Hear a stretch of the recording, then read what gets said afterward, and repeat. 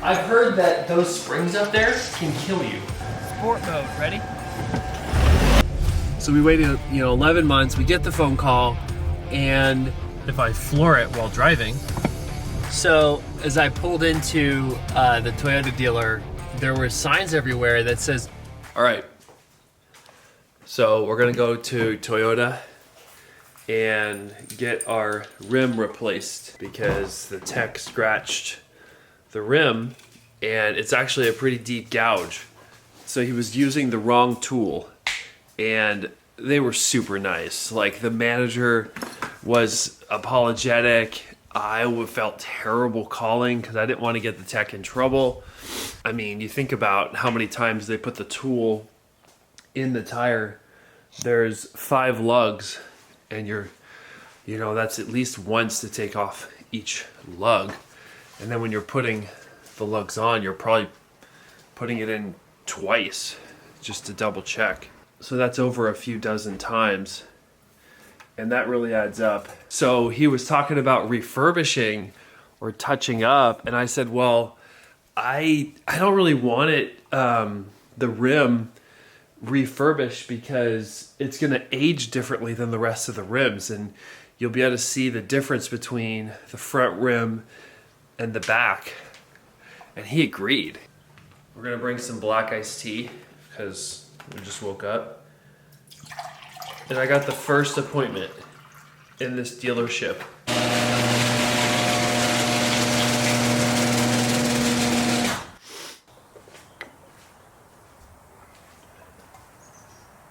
But yeah, let me show you the rim. So you can see the scratch right here. It's pretty deep. But I got my drinks, I got my tea, my sparkling water, and my fiber. It's a tight squeeze. Oh boy. So here we are driving our Sienna. It's a 2023. I got it in November of 22. Waited about 11 months. So I waited from January to November, and I could have bought one in the October of 22, but the price was $100 difference for the next model year. So I told him, I said, hey, can I stay on the list in the same spot? Because I did all this research online about Toyotas and when the next model year comes out. And it was apparently it was November. And it was 1 month away. So he was like, sure, that's fine. Sure enough, I get a phone call. Hey, we've got a Sienna for you. And this is the most hotly contested vehicle right now. I'm looking at the Reddit, handle for Sienna, and people are waiting up to 2 to 3 years in Canada. So we waited, 11 months. We get the phone call, and he has one, and it's white. It's the perfect color. We love white because it doesn't get dirty. As odd as that is, the cars that are white, they don't look dirty. So they also don't look scratched. So presumably the resale value is better. So anyway, it was a white car. It's a base model, so it's got no bells, no whistles, other than the power sliding rear doors. So you could see it's missing quite a bit of stuff there. But the important thing is it's got power sliding doors. It's not the most luxurious thing in the world. I mean, it's practical. Every once in a while, the panel will make a creak. I guess that's the word for it.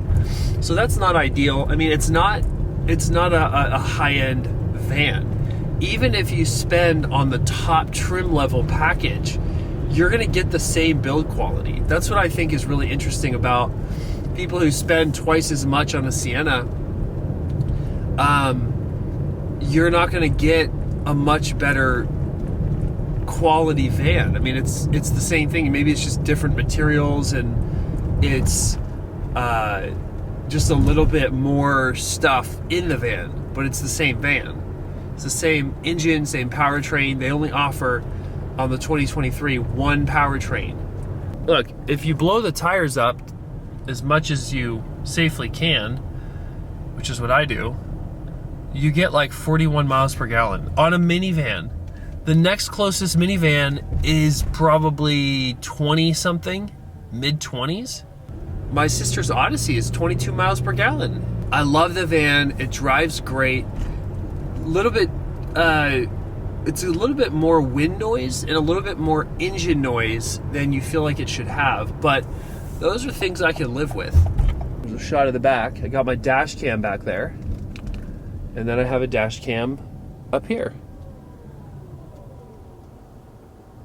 Linus Tech Tips YouTube channel is the one that suggested this particular VIO FO dash cam. It's good to have a dash cam because if the accident's not your fault, you don't even have to pay the deductible.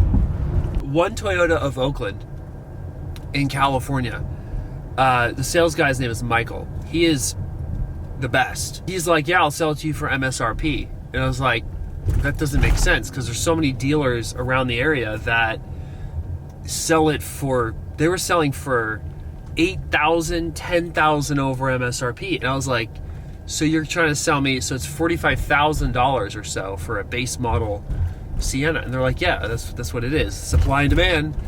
And then one Toyota of Oakland is like, no haggle pricing, one car, one cost, no haggle. And I was like, I don't want to haggle, but I'm like, how is that possible? How are you able to sell me a van at MSRP? And they didn't have an answer for me.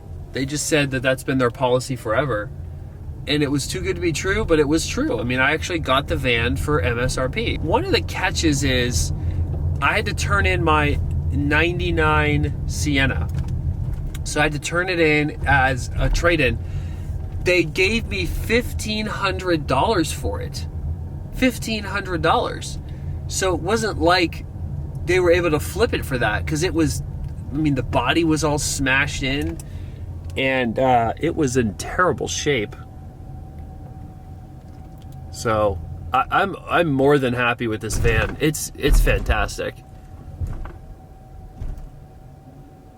So as I pulled into the Toyota dealer, there were signs everywhere that says no recording. And actually, what's interesting is they unplugged last time my dash cam, at least my front dash cam, but then the back dash cam was still recording. They didn't unplug it.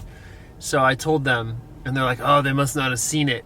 So they just say that they don't want filming because of proprietary equipment and the techs have, it's a closed facility. They said that even the cars that have built-in dash cams, they're able to turn off the dash cam. But they took care of me. The manager was absolutely incredible. And the rim, they swapped out the rim for a brand new rim. Yeah, the van's fixed. The scratch is no more.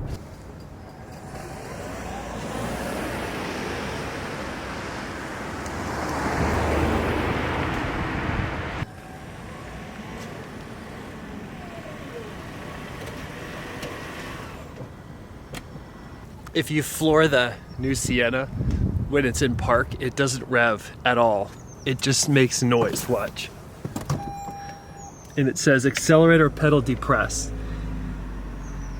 Ready? Flooring it. That's all. That's it. It just slightly increases RPMs. That's it. That's all it does. You can't rev your 2023 base model Toyota Sienna at all. You also can't rev an electric car, so there's that. If I floor it while driving, wow. Yeah, the motor picks up and you feel the torque instantly, but the engine probably takes a while for it to catch up. Sport mode, ready?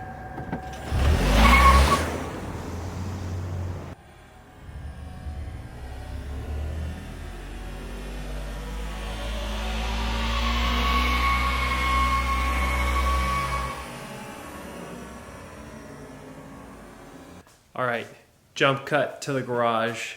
I'm maintaining the garage door. This is Pine Sol and water. There's like grease inside the track. So apparently the grease should only be in the rod and the shaft here. And then you can also lubricate this, apparently, this hinge. So you can see I took off the covers of this Genie IntelliCode. This is the motor cover and this is the light cover. So I took off those covers and put the 150 watt equivalent LED bulbs. Here's the antenna, and then I got a new remote on Amazon. It's a keychain remote that's gonna avoid having me leave this in the car. Just a crash course on my garage. I have a home warranty, but they have a fee to come out, and already I need them to come out because this spring is, I think, stretched or not working properly. They say when you go to the garage door and you unlatch it from the motor, the garage door should balance. And this garage door is really heavy. So watch. Nope, it's not balanced at all. Which is dangerous because if one of my kids or anybody pulls this while the garage door is up, the whole garage door will just fall down and crash onto the floor. I don't know how hard it would crash. Pretty hard if I don't stop it. I've heard that those springs up there can kill you, but that's the garage door. And as far as lubricant, I'm gonna use Tri-Flow. This stuff is incredible. Here it is right here. Look at this, you take this off and you take this, you suck it out of the gallon, draw it up into this little syringe, put it inside of this precision syringe. But this thing's crazy. This is like a needle point almost. So you just take this in here and you just put a couple drops. It's enough of that. We're gonna run it and see how it sounds. Nice. Thanks for watching. As always, subscribe to Guy's Garage so that we can grow this channel together. Be a subber, because it's the coolest thing to be. And that way I can make more videos and just do what I love doing, being around cars. I can't wait for this garage to get better, less cluttered. I'm gonna clear some things out and really make it a proper YouTube garage. Thanks for watching. I'll see you next time. Bye.